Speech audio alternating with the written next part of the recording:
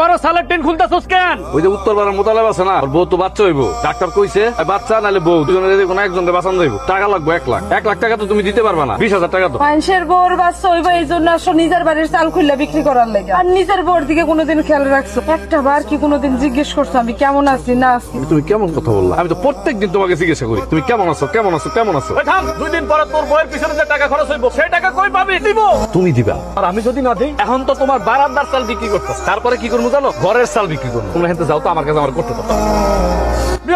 তোর মতো একটা পাগল আমি আর কখনো দেখি নাই। আরে 2 দিন পরে তোর নিজের বউয়ের বাচ্চা হইব, কত টাকা লাগবে, কিভাবে টাকা অ্যারেঞ্জ করবি সেই চিন্তা তুই করিস না। তুই চিন্তা করতেছিস মানুষের জন্য, কার বউয়ের বাচ্চা হইব, কে বাঁচবো কে মরবো, এই চিন্তা নিয়ে তুই সবসময় চলাফেরা করো। নিজের ভালো তো একটা পাগলও বুঝে, কিন্তু তুই তোর ভালো তুই বুঝোস না। তুই কি মানুষ?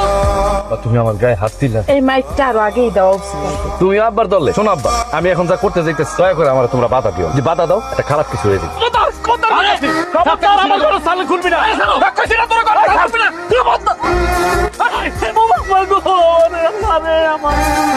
না গলি মোতারে বেটে দিবি দিছিলি। আমার কাছে তো কোনো টাকা নাই, গেছিলাম বাড়ির বারান্দার টিনটা খুলতে। আব্বার লতার সাথে কথা কাটাকাটি হওয়ার সময় আমার ধাক্কা লেগে লতা পড়ে গিয়ে অজ্ঞান হয়ে গেছে। হায় আল্লাহ, কষ্ট কি? ডাক্তার কইছে লতার অবস্থা বেশি ভালো না, বাচ্চা নাকি অনেক ছোট হয়েছে, অনেক ওষুধ পাতি কিনতে হবে, অনেক টাকা দরকার। আমি যে কি করবো আমার মাথায় কিচ্ছু ধরতেছে না।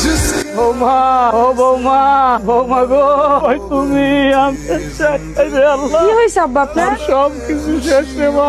গঞ্জের হাটে যে দোকানটা ছিল কাপড়ে মালামাল সহ, দোকানটা পুরা ছাই হয়ে গেছে রে মা। হায় হায় আব্বা, কি কইতেছেন এগুলা? সালাম কর। কেন? তারে কি দরকার? আপনাকে টাকা দরকার, আশ্রয় দরকার, জান এর ঘরটা খোলা আছে, ইয়া মদের জুয়ার আসর বসান। ভাবি আমি তো এটা কই তাই না। তাহলে কি বলতে চাইছ?